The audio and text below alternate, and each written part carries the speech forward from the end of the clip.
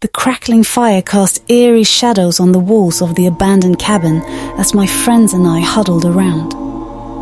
The night was unusually cold, even for late autumn. We had ventured deep into the woods, seeking adventure and a break from the monotony of our daily lives. Little did we know this camping trip would forever change our life. Our laughter echoed within the wooden walls as we shared ghost stories, our breath visible in the chill air. The cabin itself was weathered by time, a forgotten relic nestled in the heart of the wilderness. It seemed almost surreal, as if it had been pulled from the pages of a forgotten history book. As the fire dwindled, casting longer shadows, we decided to call it a night. We laid out our sleeping bags, each in a corner of the cabin. The only sounds were the faint howling of the wind and the occasional rustling of leaves. Tired from the day's activities, I closed my eyes and drifted into an uneasy sleep. In the dead of night, I was roused from my slumber by a strange rustling sound outside. My heart pounded in my chest as I sat up, straining my ears to listen. The cabin was enveloped in an unsettling silence. My friends were still asleep, undisturbed by the noise that had awoken me. Fueled by curiosity and a touch of unease, I carefully unzipped my sleeping bag and tiptoed to the cabin's creaky door. I peered outside, my breath forming misty clouds in the frigid air. The moon cast an eerie glow on the surroundings, revealing the outlines of trees and bushes. But there was something else. Movement. Shadows that shouldn't be there. My heart raced as I woke my friends, urging them to join me in investigating the source of the disturbance. With flashlights in hand, we ventured outside, our beams of light cutting through the darkness. But as the light swept over our campsite, dread twisted my gut into knots. The fire had died down to embers, and our tents lay abandoned, their zippers open and flaps flapping gently in the wind. "Where are they?" Jenna's voice trembled as she whispered, her flashlight shaking. We searched frantically, calling out our friends' names, but there was no response, only the haunting echo of our own voices in the quiet night. Panic set in, gnawing at the edges of our rationality. The realization hit us like a sledgehammer. Our friends were gone, vanished into thin air. It was as if they had never been there. Their sleeping bags were still neatly arranged, their belongings scattered across the ground, phones, wallets, even a half-eaten granola bar. But of our friends, there was no trace. As the reality of the situation sunk in, a chilling sense of isolation settled over us. We were alone in the wilderness, our companions taken from us without a trace. Fear clawed at my throat, and I struggled to maintain composure. We huddled together in the cold night, trying to make sense of the inexplicable. With the first light of dawn, we decided to take action. There was no cell service, no way to contact help. We examined the area meticulously, hoping to find any clues that might explain the disappearance. But the woods offered no answers, only an oppressive silence that seemed to mock our desperation. Days turned into nights, and our desperation grew. Jenna's eyes were haunted, Mark's determination wavered, and my own hope dwindled with each passing moment. The cabin became both our refuge and our prison, a constant reminder of the enigma that surrounded us. Driven by equal parts, fear and determination, I refused to give up. I scoured the cabin for hidden compartments or clues left behind by whoever or whatever had taken our friends. It was in a dusty corner that I found an old journal, its pages yellowed with age. The entries chronicled the life of a hermit who had lived in the cabin decades ago, consumed by solitude and madness. but it was the final entry that sent a chill down my spine. It spoke of a mysterious presence, an entity that hungered for companionship and would take those who dared to venture into its domain. It described how the hermit's own friends had vanished, leaving behind only their belongings. The pieces of the puzzle began to fall into place, as horrifying as they were. The entity that had taken our friends was real, a malevolent force that fed on companionship, leaving behind nothing but memories and belongings as a haunting reminder. Armed with this knowledge, I ventured deeper into the woods, determined to confront the entity and rescue my friends. The forest was suffocating, the air thick with tension as I followed an invisible trail, guided only by intuition and desperation. And then I saw them, my friends, suspended in midair, their faces etched in a frozen expression of terror. The entity, a swirling mass of shadows, seemed to feed off their fear, tendrils of darkness extending from its form to envelop them. With every pulse of my heart, I felt its malevolence, its hunger. Summoning every ounce of courage, I stepped forward, my voice a defiant shout against the encroaching darkness. "Let them go!" The entity recoiled, its form writhing as if in agony. And then, with a final bone-chilling wail, it dissipated into nothingness, leaving behind only the fading echoes of its torment. My friends fell to the ground, gasping for air as if released from a nightmare. As the sun rose, casting a warm glow over the woods, we embraced, our relief mingling with grief for the lost companions who had become victims of a sinister force. We left the cabin, haunted by the memories of that fateful night. The woods, once a place of adventure, had become a realm of darkness and fear. But we carried with us a newfound strength, forged in the crucible of a terrifying ordeal, and a deeper appreciation for the fragility of companionship and the courage required to face the unknown. As the sun dipped below the horizon, casting an eerie orange glow across the desolate mountain road, I found myself alone in the vast wilderness. My backpack was heavy with supplies, and my heart was light with the thrill of adventure. Little did I know, this journey would lead me to a place where the boundaries between reality and the supernatural would blur beyond imagination. As I trekked along the narrow path, the wind whispered secrets through the rustling leaves. Just when the shadows grew long and my steps faltered, I saw a figure in the distance, thumb outstretched. With a cautious heart, I slowed my pace and approached the hitchhiker. He was a young man with a friendly smile, a backpack slung over one shoulder. His name was Alex, and he was also headed to the next town. We walked together, exchanging stories and laughter as if we were old friends. Alex's tales were intriguing, his voice drawing me in like a siren song. He spoke of the history of the land, of ancient rituals and forgotten tragedies that had left an indelible mark on these mountains. I hung on to his every word, my curiosity piqued by his uncanny knowledge. As the night deepened, we decided to set up camp. The crackling fire danced and flickered, casting eerie shadows on the surrounding trees. Around the flames, our conversation grew more somber, and I couldn't help but feel a shiver run down my spine as Alex recounted a story about a ghostly apparition that haunted these woods. The legend goes that a young woman once roamed these mountains, Alex began, his voice low and hypnotic. She was in love with a traveler, but their love was forbidden.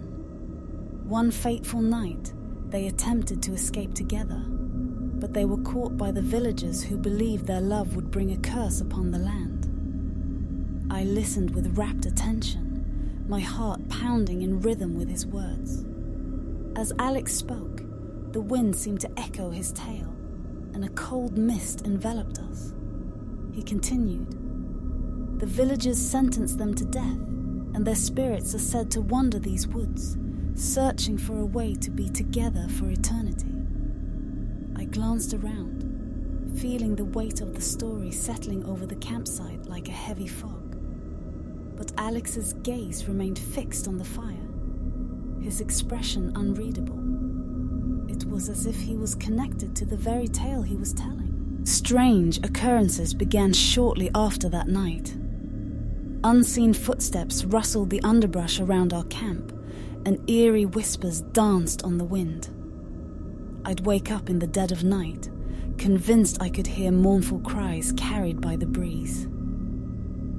Every time I would turn to Alex, he would simply smile and reassure me that it was just the sounds of the wilderness. Yet, doubt gnawed at the edges of my mind. How could he remain so calm amidst these chilling experiences? The gap between reality and the supernatural seemed to blur further with each passing day. The land itself felt like it was watching, waiting, as if the spirits of the past were testing the boundaries of the living. One evening, as the moon hung low in the sky, I mustered the courage to confront Alex about the strange occurrences. Our campfire cast long, wavering shadows as I looked into his eyes and asked, "Are you connected to this? To the haunting presence that lingers in these woods?" Alex's smile slowly faded, replaced by a mixture of sorrow and resignation. "I was once like you," he confessed, his voice carrying a heavy burden. "A traveler who picked up a hitchhiker just as you did. He told me the story just as I've told you. And now, like him, I must carry the weight of the past, bound to these mountains until the curse is broken." I listened, my heart heavy with empathy for Alex's plight.